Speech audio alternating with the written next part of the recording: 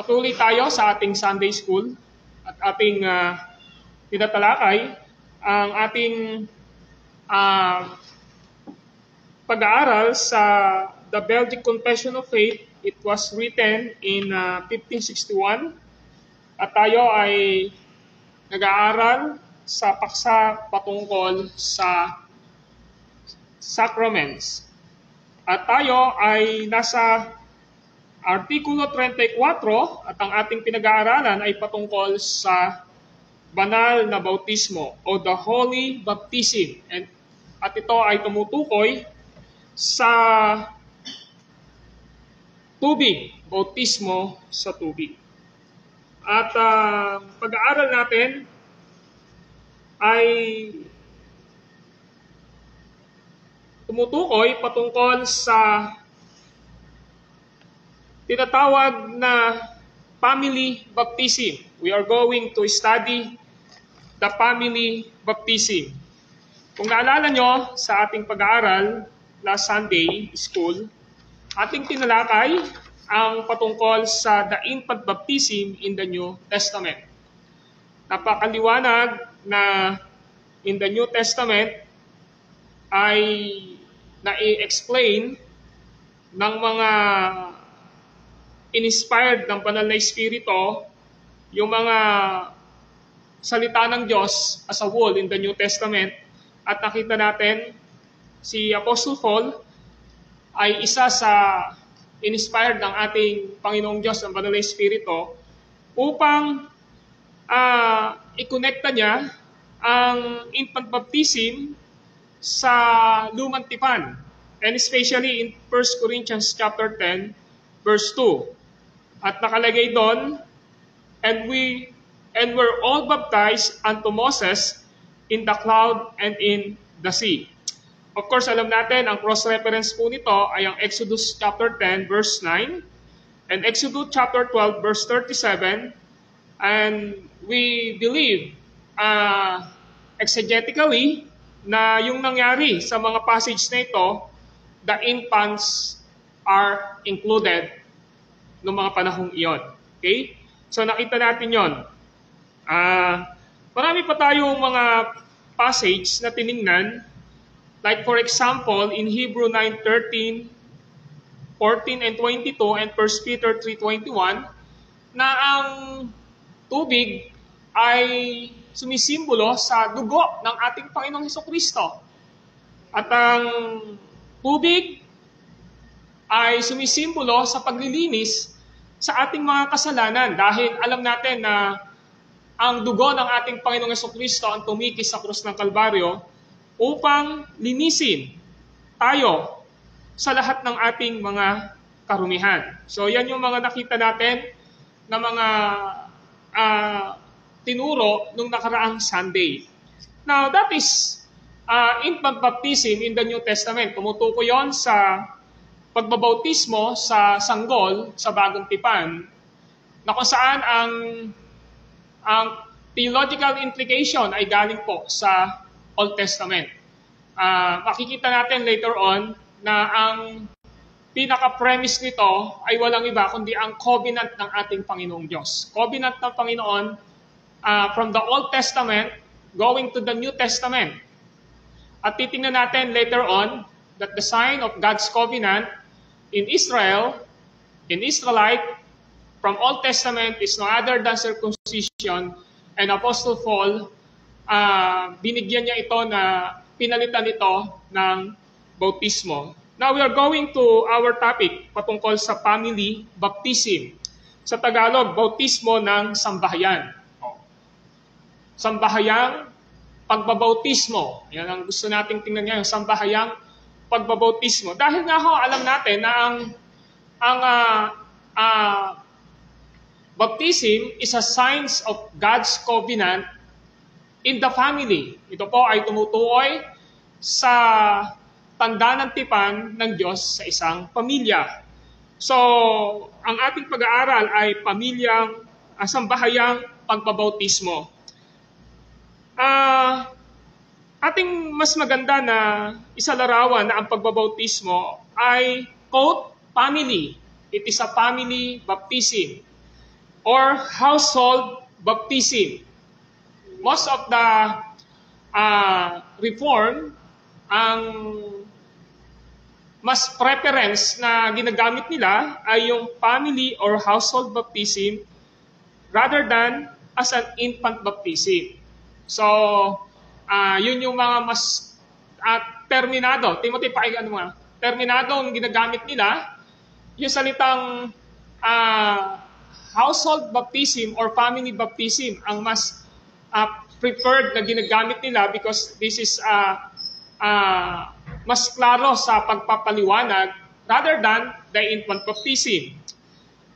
Meron po mga iba't ibang kadahilanan. And this is, my teaching today, this morning, is coming from the book ng isang mapagkakatiwalaan natin na Reformed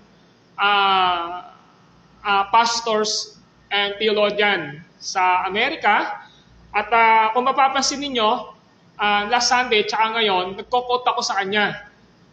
Dahil nung mga nakaraang pag-aaral natin, nag-focus tayo doon sa sinasabi mismo ng Belgian Confession of Faith, 1560, noong 1563 na sulat, noong 1561 na sulat, doon tayo tumutukoy, parang nilalagyan natin ng commentary, kinokomentarihan natin, pinaliliwanag natin yung mga nakalagay doon. Pero ngayon, there are several reasons why we should use family or household baptism. Ito yung mga dahilan. Una po, no one baptizes only infants. Hindi lang po basta sa church nagbabautismo ng bata. Nakita natin na yung mga na-save, yung mga naligtas sa tamang kaisipan na nila, yung tinatawag nating adults, o yung may kakayanan na naintindihan nila yung gospel, whether they are 12 years old, above, o sabihin nating adult sila, because of their confession, patungkol sa pananampalataya nila sa Ebanghelyo ng ating Panginoong Jesucristo, sa Ebanghelyo ng ating Panginoong Diyos, nababaptize sila in the later part of their lives, sa huling buhay ng kanilang pamumuhay dito sa lupa. Yun ay tumutukoy sa kanilang, halimbawa, 12 years old, yung may kakayanan ng umintindi. So, kaya yun yung isang reason na hindi lang po kasi mga sanggol ng mga mananampalataya yung binabautismohan, kundi yung mga may kakayanan ng mag-isip, yung tinatawag na nating adolescents, adults, yan, binabaptize po natin yan.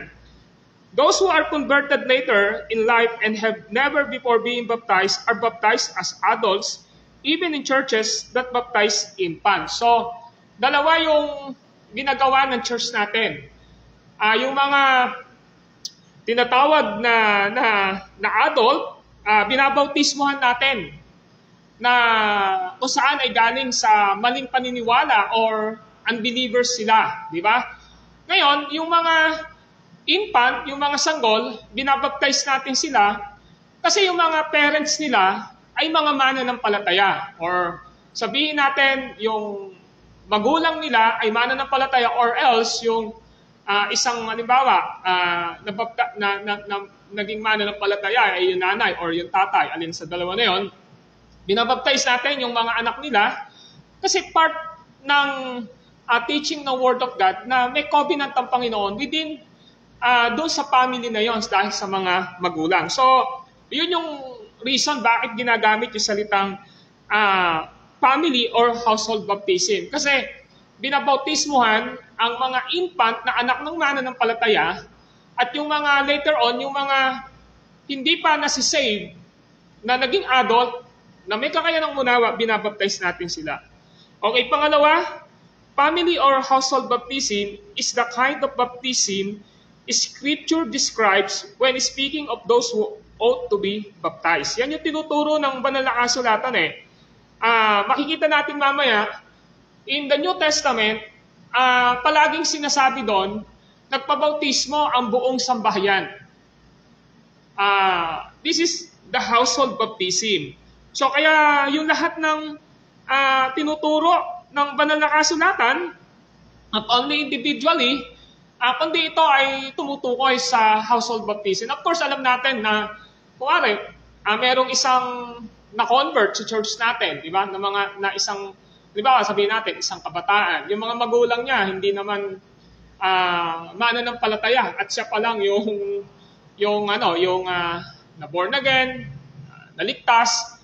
Of course, alam natin na individual baptism yon kasi siya yung babautismuhan. Siyempre, of course, pagka nagpatuloy siya, nagkaasawa siya, ng mananampalataya, nagkaanak sila, yung magiging baby nila, yung magiging anak nila, sabi ng ating Article 34, immediately, dapat binabautismuhan yung nagiging anak nila doon sa mas maagang panahon. Why? Kasi may kinalalaman ito from Old Testament doon sa circumcision ng 8 days na dapat immediately nabibigyan ng tanda ng tipan yung mga anak ng mananampalataya. Okay?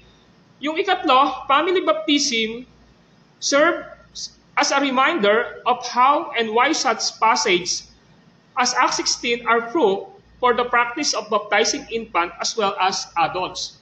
So ito yung magandang argumentation eh.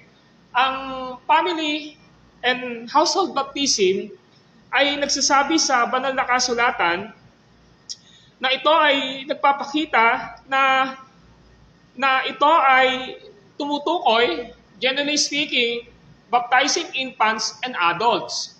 So halimbawa, tingnan natin. Itong passage ng Acts chapter 16, Gawa chapter 16. If you want, open your Bible sa Gawa chapter 16.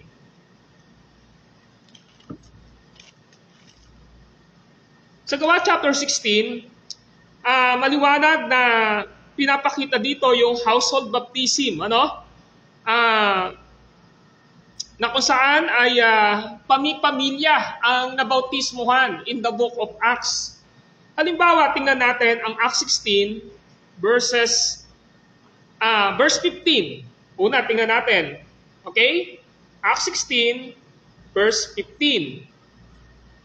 O, tingnan na muna natin. Mag-start na tayo sa verse 11. Acts 16 verses 11 up to verse 15. And now listen. Mula sa Troas, tuloy-tuloy kaming naglayag patungong Samothracia at kinabukasan sa Neapolis. Mula roon nagtungo kami sa Pilipos, isang kolonyang Romano at pangunahing lungsod sa dakong iyon ng Macedonia. Nanatili kami roon ng ilang araw. At ng araw ng pamamahinga, lumabas kami ng lungsod at nagpunta sa tabing ilog sa isang pook na inaakala naming dakong panalanginan ng mga Hudyo. Naupo kami at nakipag-usap sa mga babaeng nagkakatipon doon. Kabilang dito ang isang nagngangalang Lydia, taga Tiatira at mangangalakal ng mga telang purpura. Siya'y may takot sa Diyos. Binuksan ng Panginoon ang kanyang isip at siya'y naniwala sa ipinangaral ni Pablo. So, ang konteksto, itong si Lydia ay isang businesswoman na kung saan ay mangangalakal siya ng mga tela, tapos si Apostol Paul ay nangaral at ang sabi ron sa verse 14, binuksan ng Panginoon ang kanyang isip. Okay? God opened her mind. Okay? Binuksan ng Panginoon ang kanyang pag-iisip. So, ang Diyos ang nagbukas ng isip ni Apostol, ni Lydia. Binuksan ng Panginoong Diyos yung isipan ni Lydia.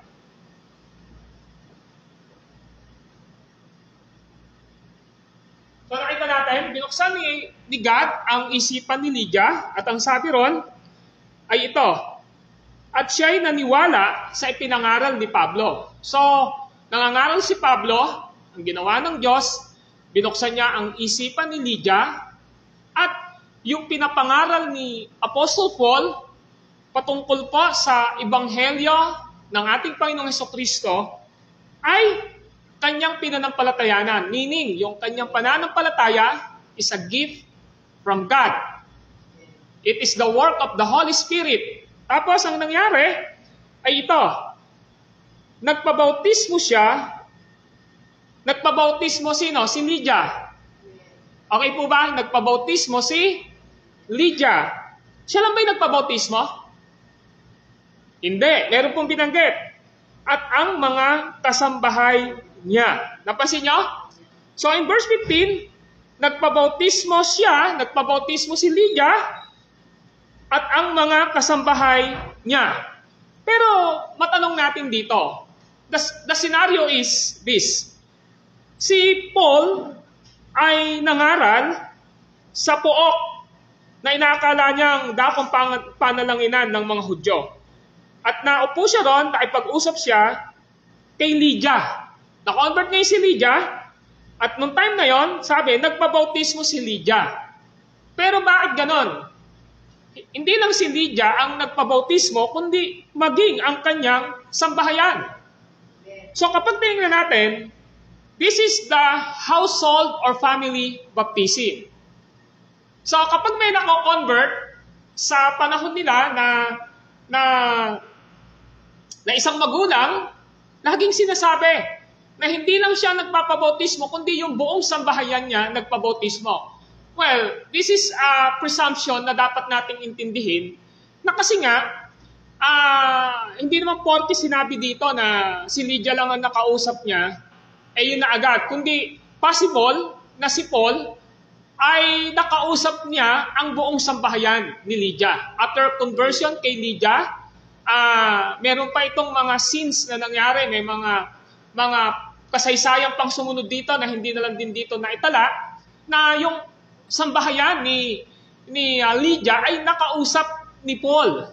Ibig sabihin na ministeryohan ni Apostol Pablo.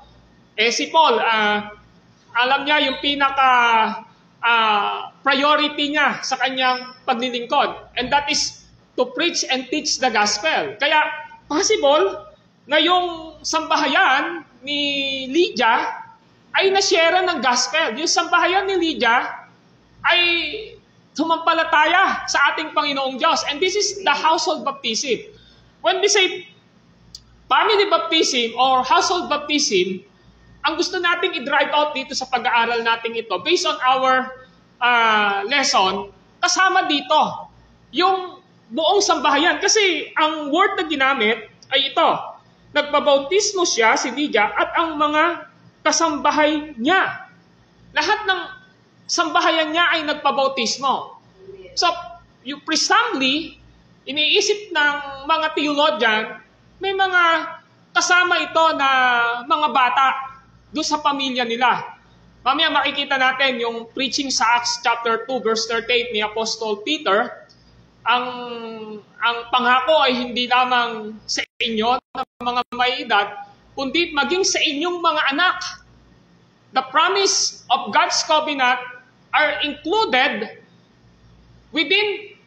in the family, kasama po yung mga children of believers o yung mga anak ng mga mananampalataya. That's why this is the presumption na may katotohanan at totoo talaga na when we say household, sambahayan, or family o pamilya, kasama ho dito yung buong sambahayan. Alam niyo bakit ito ginagamit? Kasi mamaya makikita natin in Acts 2:38. Sabi ni Peter, ang pangako'y hindi lamang sa inyo, kundi maging sa inyong mga anak at sa lahat ng tatawagin. Maging sa inyong mga anak. So this is one of the credible evidence na pinapakita ng mga reform na mananampalataya, yung household baptism. That's why in Acts 16, verses 15, nagpabautismo siya si Lydia at ang mga kasambahay niya. Pagkatapos sinabi niya ni Lydia, kung tinuturing po ninyo akong tapat na lingkod ng Panginoon, doon na kayo tumuli sa amin. Mahigpit ang kanyang anyaya, kaya hindi namin napahindian. So this is the one of the passage na nagpapakita ng household baptism or ng family baptism. Now, tingnan natin ang verse 33 kasi ang chapter 16, magkarugtong po ito. Puro ang series ng pagsulat ni Lucas na sumulat ng libro ng gawa. Ang sumulat ng libro ng gawa ay si Lucas. Sinasabi niya, yung isang senaryo dito po sa kasunod ng pangyayari patungkol kay Lydia at saka sa household niya, nagbabautismo ay nag-start na naman sa verse 16 hanggang verse 40. At ang tinatalakay naman dito ngayon ay ang panahon na si Apostle Paul at saka si Silas ay nakulong. Nakulong sila sa bilangguan ng Pilipos. So, doon nandun sila sa bilangguan ng Pilipos, makikita natin, kinulong sila. Bakit sila kinulong? Kinulong sila dahil sa faithfulness o katapatan ng kanilang pangangaral patungkol sa ating Panginoong Hesukristo. Para makita lang natin yung glimpse sa verse 22 ng chapter 16. Dinalung sila ng mga tao at matapos pahubaran ng mga pinuno, sila'y paulit-ulit na ipinahagupit.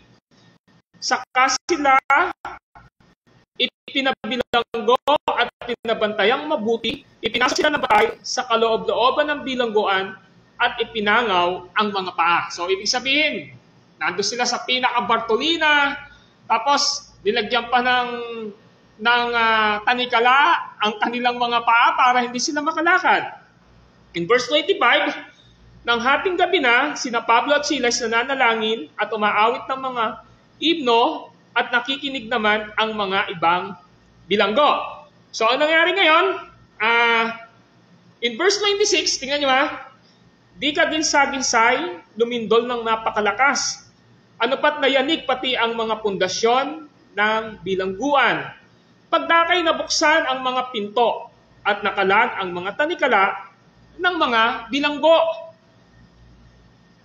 Napabalikwas ang bantay bilangguan at nang makitang bukas ang mga pinto, hinugot ang kanyang tabak at tangkang magpakamatay sa akalang nakatakas ang mga bilangguan. So gusto ko munang ipaunawa, this is the Philippian jailers. Siya ho ay bantay pinto. Sabi nila, kapitan to na nagbabantay sa bilangguan. Especially, pinababantayang mabuti sila Apostol Paul at saka si Silas. Ngayon, tingnan nyo ang sabi ron, sa verse 28, nandun pa rin po tayo sa Acts 16, verse 28, ngunit sumigaw si Pablo, huwag mong saktan ang iyong sarili, narito kaming lahat. So, hindi sila tumakas kahit na natanggal yung mga tanikalahan nila sa kanilang paa na nakapingaw, hindi rin sila umalis kahit nakabukas na yung mga pintuan ng bilangguan. Ang sabi ron, sa verse 28, ngunit sumigaw si Pablo, huwag mong saktan ang iyong sarili, narito kaming lahat. Verse 29, humingi ng ilaw ang bantay, patakbong pumasok at nanginginig na nagpatira pa sa harapan ni na Pablo at Silas. Verse 30, inilabas niya ang mga ito at sinabi, mga Ginoo, ano po ang dapat kong gawin upang ako'y maligtas? Napansin niyo? So yung Philippian jailer, kasi kumakanta sila ng himno, salmo, noong time ho kasi na yon, ang mga kinakanta nila based on the book of Psalms. Yung mga inaawit kasi nila Pablo noon, scripture po talaga, book of Psalms. Umaawit sila, ang inaawit nila ay patungkol sa mga pagliligtas ng Diyos based on the book of Psalms. Ngayon, ang sabi ron, nagtanong ngayon itong Philippian jailers. Okay? Sabi niya, mga Ginoo, ano po ang dapat kong gawin upang ako'y maligtas? So, in this verse, Philippian jailer, nag-iisa siya. Sabi niya, mga Ginoo, ano po ang dapat kong gawin upang ako'y maligtas? So, ang context ngayon is talk about salvation. Pagdating ng verse 31, sumagot sila. Sino? Yung sa Apostle Peter. Sumampalataya ka sa Panginoong Hesus at maliligtas ka, ikaw ang iyo at ang iyong sambahayan. Napansin nyo? So sabi ngayon nila Peter, sumampalataya ka. Sumampalataya ka? Sabi rito, sumampalataya ka sa Panginoong Hesus. Ano yung karugtong? At maliligtas ka. Pero bakit may nakarugtong? Ano yung karugtong? At ang iyong sambahayan. Pero of course, alam natin na hanggat di nakakarinig ng gospel, yung sambahayan ng Philippian jailer na ito, hindi nila maririnig yung gospel. Kaya, makikita natin itong Philippian jailer na ito, doon pa lamang sa bilangguan, may ginagawa na yung Diyos kasi narinig niya yung mga awitin na inaawit nila Peter. Inaawit nila Peter. So, tapos nung sabi niya, ano yung dapat kong gawin? Sabi niya, sumampalataya ka sa Diyos. Sumampalataya ka sa Panginoong Hesus at maliligtas ka. Ikaw at ang iyong buong sambahayan. So nakita niyo, tapos ang dating ng verse 32, at ang salita ng Panginoon ay ipinahayag nila sa kanya at sa lahat sa kanyang bahay. So after po nun, ng senaryo na yon, dahil naligtas yung Philippian jailer, yung bantay sa bilangguan ng Pilipos, sinama niya si Apostol Peter, sa Lapol, kasama si Apostol Pablo at saka yung ibang mga kasama niya. At ang sabi ng verse 32, at ang salita ng Panginoon ay ipinahayag nila saan? Doon sa Philippian jailer, tapos at sa lahat na nasa kanyang bahay. So nakarinig ng gospel, yung buong sambahayan ng bantay bilangguan sa Pilipos. Tingnan niyo kasunod sa verse 33. Nang gabi ring iyon, gabi po ang senaryo, nang gabi ring iyon, ano ginawa? Hinugasan ng bantay ang kanilang mga sugat at ano karugtong? At nagpabautismo siya. Sino? Yung Philippian jailer. Nagpabautismo yung Philippian jailer, pero ano kasugtong? Ano sabi ho doon? Ayun. At nagpabautismo siya, pati ang buo niyang sambahayan. Household. Nakita nyo? Ang buo niyang sambahayan ay binautismuhan. Now, let us compare itong binabanggit ni Lucas na ito sa kasaysayan ng Philippian jailer. Parehas po nang nangyari kay Lydia. Nakita nyo? Saan? Doon po sa talatang 14, ang 15, 16:15. Ano ang sabi ng 16:15? Nagpabautismo siya. Sino si Lydia? At ang buong sambahayan niya. Tapos puntahan natin itong verse 33. Ano sabi ng verse 33? Nang gabi rin iyon, hinugasan ng bantay ang kanilang mga sugat ng Philippian jailer. Nagpabautismo siya, pati ang buo niyang sambahayan. Just imagine, in that night, nung gabi iyon. Ngayon, ang tanong natin dito, yun yung sinasabi ng mga nag-aaral ng Biblia na ang bautismo, kapag mayroong na-save na isa, nakakarating yung buong gospel doon sa buong family sa household or sa family. Of course, because of the work of the Holy Spirit sa buhay ng mga nakikinig, nagko-confess sila sa pananampalataya nila kay Kristo as a Lord and Savior nila, binabautismohan yung buong sambahayan. Ngayon, kung ating titingnan, laging sinasabi ng mga scholar, when we say household or family baptism, it is always included yung mga infants, yung mga sanggol na kasama nila. Why? Kasi ang pananaw ng banal na kasulatan, when it comes from Old Testament,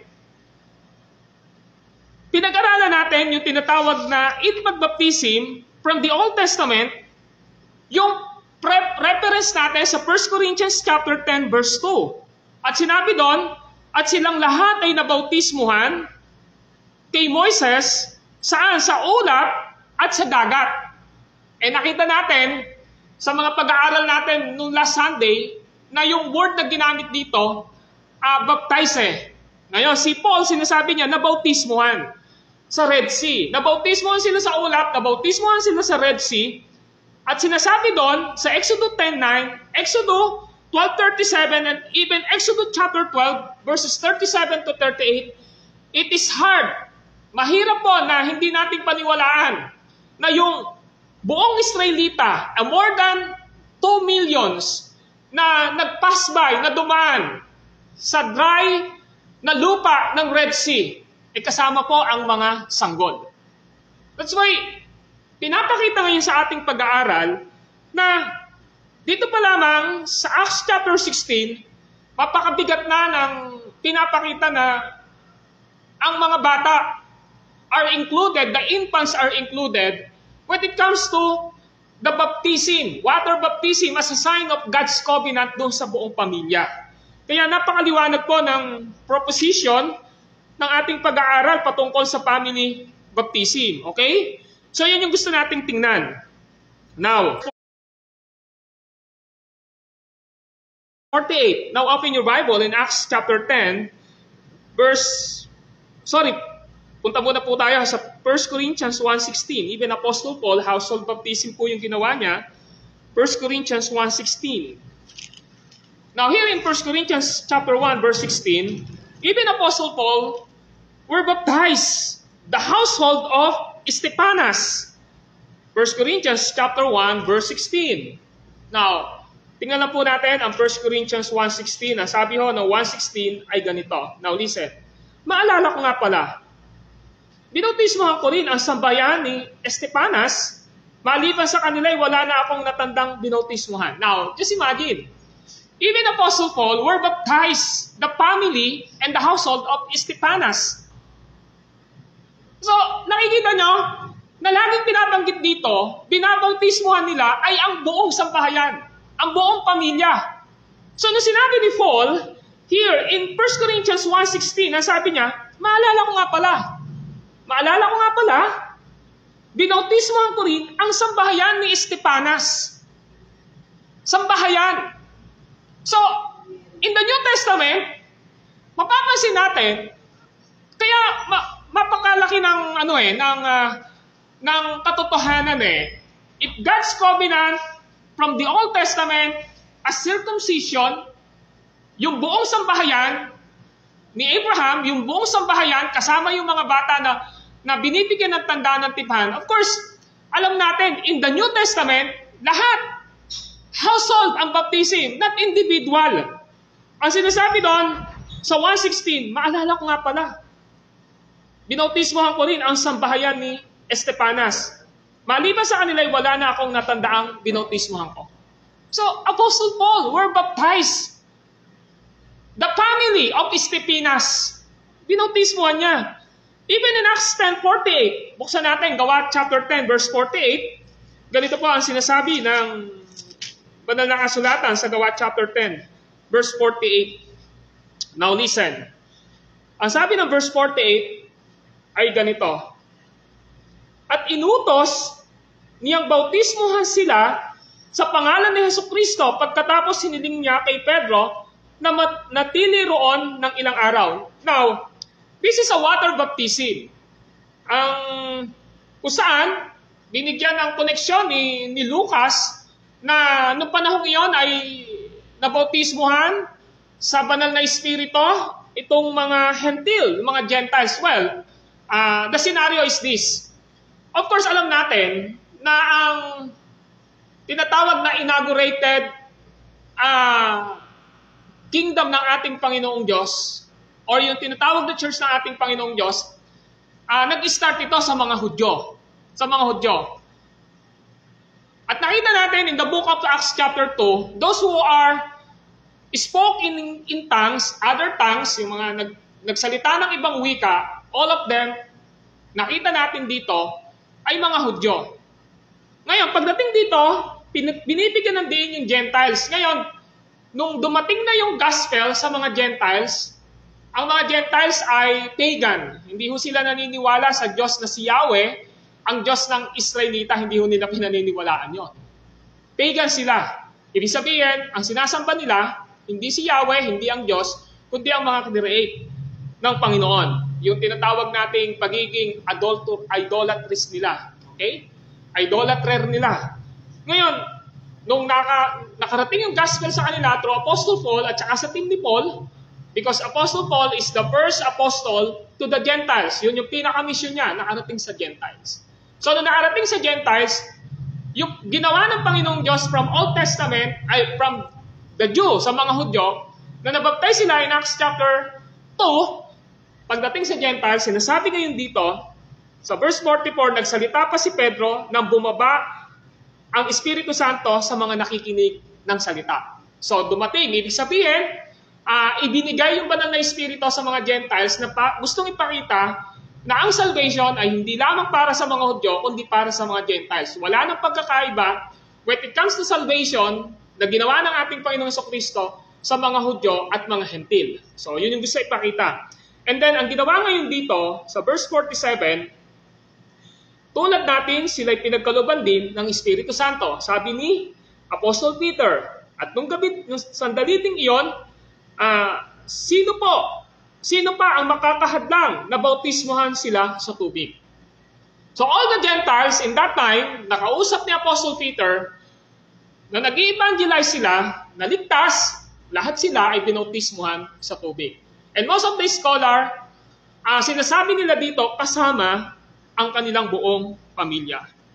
So ibig sabihin, ang mga passage na ito kung gayon ay napakagandang gamitin upang suportahan ang pagsasagawa ng pagbabautismo sa mga anak ng mananampalataya. Kaya nga, gusto natin ipakita rito na ang mga anak ng mananampalataya, dito sa tinuturo ng banal na kasulatan, lagi nating iniisip, halimbawa, meron tayong kapatiran, kinasal, tapos later on, nagkaroon sila ng anak. Ang sinasabi ng Belgic Confession of Faith, Article 34, na sulat ng 1561, sa maagang panahon, mula sa kanilang kapanganakan, ay dapat ng bautismuhan. Ngayon, ang maaari niyong itanong ay ito. Naiintindihan ba ng sanggol yung patungkol kay Kristo? Kasi yung maaari niyong isipin parang wala din palang pinagkaiba yan sa Roman Catholic. Hindi ho. Sa Roman Catholic, kapag binautismuhan ka, may tinatawag na implicit faith. Paliwanag ko yung salitang implicit. Yung implicit faith, ganito po yon. Kapag ikaw, sa Roman Catholic, member ka nila, yung mga anak nila pinapabautismuhan, kahit hindi nalalaman ng mga anak na yon, ang pinaka-bearing nun ay ito. Upang ang batang iyon ay gawing Kristiyano, na ang tawag dito ay regeneration baptism. Once na binautismuhan sa pangalan ng Ama, ng Anak, ng Espiritu Santo, yung baby, sa Roman Catholic, na-Christianize na siya. Naging Kristiyano na siya. Okay? And then later on, maiisip nyo na hindi lang yun yung bearing ng kanilang salvation, kundi yung pumasok doon yung mga another mediator nila. Okay? Si Mary, yung mga idols, yung mga saint, kasama ho doon. Yun yung makikita natin. Okay? Ngayon, sa Reformed perspective, Presbyterian perspective, o Protestant perspective, when it comes to infant baptism, it is a covenant. Ang ibig sabihin lang po ng covenant na ganito ay ito. Dahil ang mga ang magulang niya ay mananampalataya, yung batang iyon ay kailangang bigyan ng tanda dahil nga po from Old Testament in Genesis chapter 17, yung tipan na binigay ng Diyos kay Abraham is from circumcision, pagtutuli, tinuli lahat ng mga bata. At naging practice yan. Even Jesus Christ was circumcised nang siya ay 8 araw pa lamang. Okay? Ngayon, pagdating kay Apostle Paul, yung circumcision, yung pagtutuli na yon, in the book of Colossians, pinalitan po ngayon yon ng bautismo. Kaya yung circumcision na covenant ng Lord from Old Testament, pagdating sa New Testament, ang sealed ngayon ng covenant ng Panginoon Diyos sa mananampalatayang magulang sa kanyang anak ay walang iba kundi ang tubig na bautismo. At yon ay ang simbolo ng dugo ni Kristo. So yun yung gusto natin. Later on, papaliwanag ko pong mabuti yan. Kaya, when it comes to our infant baptism, hindi siya tumutukoy patungkol sa pabautismo mo na, pabinyagan mo na para hindi na maging sakitin, di ba? Tapos yung iba, iisipin nila, sabing ganon, pabautismo na yan para meron siyang dokumento. Ganon yung naiisip natin, di ba? Yung iba naman ayaw pabautismohan kasi iniisip yung anak nila, kailangan may mga magarbong handaan. Mamimili tayo ng mga ninong at ninang. Di ba? Ganun iniisip nila eh. Pero, in the biblical view, hindi ho ganon. Hindi ho ganon. Kung ang mga magulang ay ang concern nila, bakit pinapabautismohan ang bata ay dahil spiritual sa salvation, hindi nila iisipin na kuha tayo ng maraming ninong. At least, pag nagbigay yan, makukuha na natin yung mga Hindi po yun. Kaya naman sasabihin natin, pabautismo, pabinyagan mo na para hindi maging sakit. Hindi ho. Hindi ho yun ang meaning ng baptism sa lumang tipan sa mga sanggol. Ang bautismo sa mga sanggol ng anak ng mananampalataya ay ang implication nito, salvation po ang pinag-uusapan dito. Hindi po yung external na makukuha mo, hindi yung external na hindi siya magkakasakit, hindi ho. Salvation ho ang pinag-uusapan dito. Kaya, yung infant baptism sa church ay para po ito sa tipan ng Panginoong Diyos within the family of believers. Kapag ang nanay at ang tatay mananampalataya, absolutely, kailangan tumanggap ng tanda ng tipan ang kanilang anak. If the practice from the Old Testament is circumcision, alam natin, even yung anak ni Isaac at saka ni Rebecca, tumanggap po parehas ng tipan yon. Tanda ng tipan, circumcision. Pero later on, pinalaki sila sa salita ng Panginoong Diyos, minahal ko si Jacob, kinaputan ko si Esau. Pero bago pa mangyari yon, sabi na ng Panginoon, maglilingkod ang nakakatanda sa kapatid na nakababata, minahal ko si Jacob, kinaputan ko si Esau. Di ba meron na nun? Hindi pa pinapanganak? Pero pansinin ninyo, sana ang ginawa na lang ni Isaac ay ni Jacob, dapat ang ginawa na lang niya, huwag na natin bigyan ng tanda ng circumcision itong si Esau, di ba? Pero hindi, sinircumcise din eh.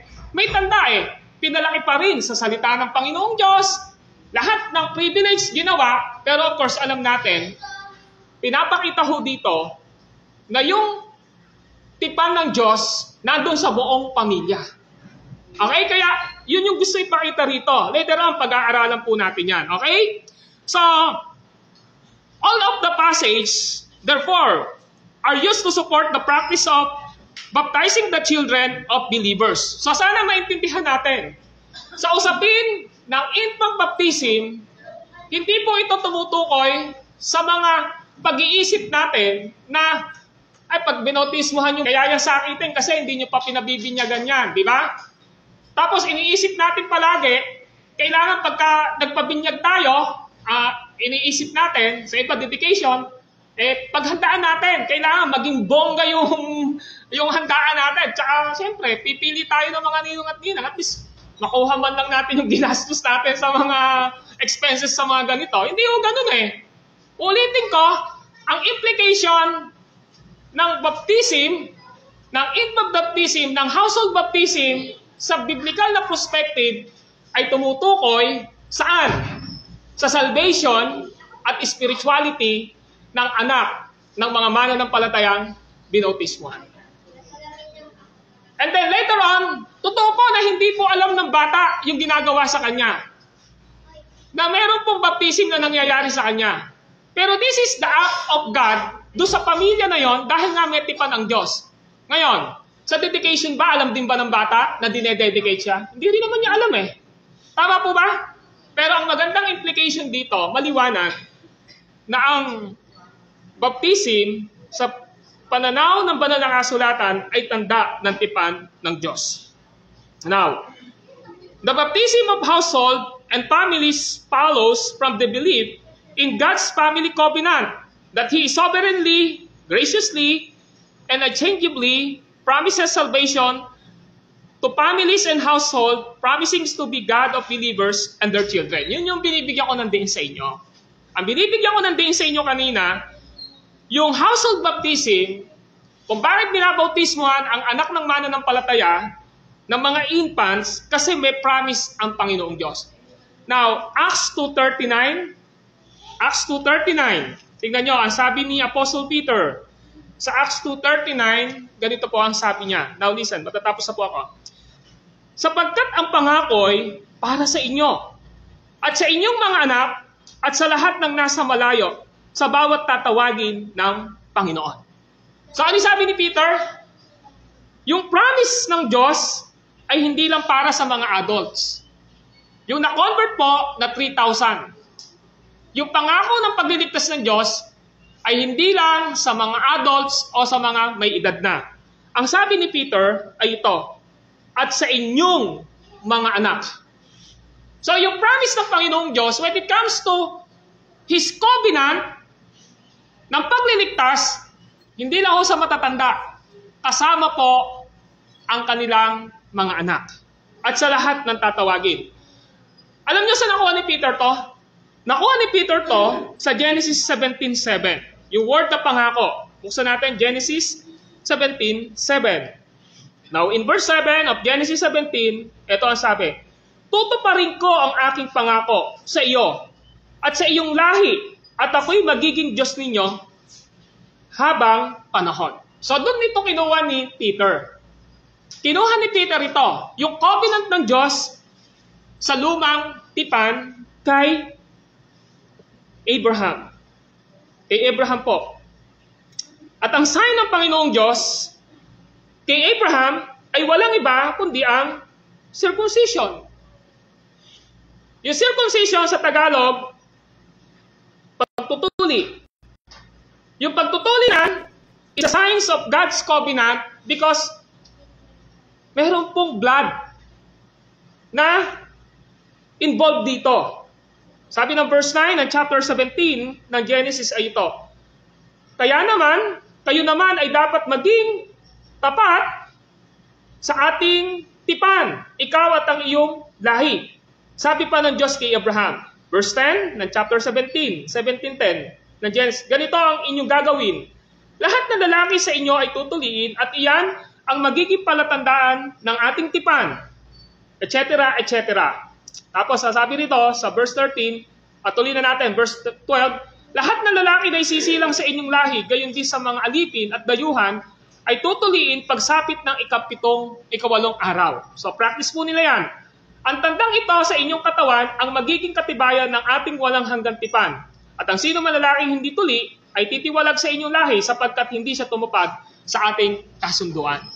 So, yung covenant ng Panginoong Diyos, hindi lang para sa mga adults, kundi para sa mga anak nila, generally speaking, it was fulfilled sa panahon po ng pangangaral ni Apostle Peter. At ang sabi niya sa Acts chapter 2, verse 39, sapagkat ang pangako'y para sa inyo at sa inyong mga anak at sa lahat ng nasa malayo, bawat tatawagin ng Panginoong Diyos. Amen? So yun po yun. Kaya, kanina pa, pinag-aaralan natin, yung household baptism o family baptism, that is the practice in the New Testament. Laging sinasabi, na nampalataya si Lydia at ang buong sambahayan niya ay nagpabautismo.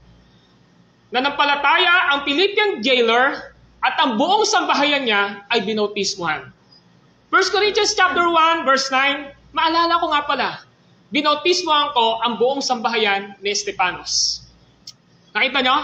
In Acts chapter 10, binanggit din po yung word na binautismohan silang lahat. So ano ibig sabihin nito? Ang ibig sabihin nito, kapag may na-save na mga magulang at nagkaanak sila, ang mga anak nila dapat ay tumanggap ng tanda ng tipan. This is the sign of God's covenant. Saan?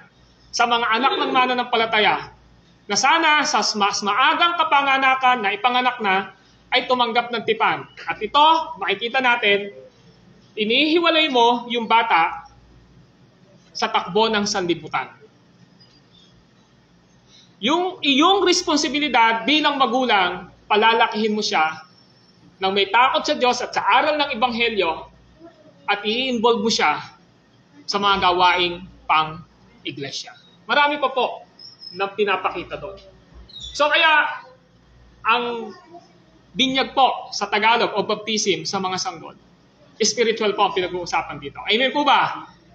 Alisin po natin sa isipan natin na kapag binautismohan yung bata, hindi na magkakasakit, di ba? Ganun yung isip natin. O kaya naman, hinihintay talaga natin na na maging bongga yung usually, kahit yung ninong at ninang, biblically speaking, wala po sa Bible yun eh. Wala po sa Bible yun, yung ninong at ninang, wala po sa Bible yun. Yun nga lang, perception natin na involved tayo sa mga lumang relihiyon, ginagaya natin kahit na nasa ganitong paniniwala tayo, di ba? Yun ang ibig sabihin. So, ang concern po doon, kung bakit merong infant baptism, may household baptism, ang lagi pinag-uusapan dito ay ang patungkol sa kaligtasan na pinakamahalaga sa buhay ng tao. At ito ay ang buhay na walang hanggan. Amen po ba? So, I hope po na meron tayong natutunan sa umagang ito. Let us pray. Panginoon, maraming salamat sa umagang ito, sa mga aral na aming natanggap mula po sa inyong banal na kasulatan. Bagamat ang mga aral na ito ay stranger sa mga ibang paniniwala at ayaw i-practice. But biblically speaking, ito ay tinuturo po ng banal na kasulatan. And even the oldest confession of the Protestant, and that is the Belgic Confession of Faith, 1561 na naisulat, at sa mga marami pang nauna.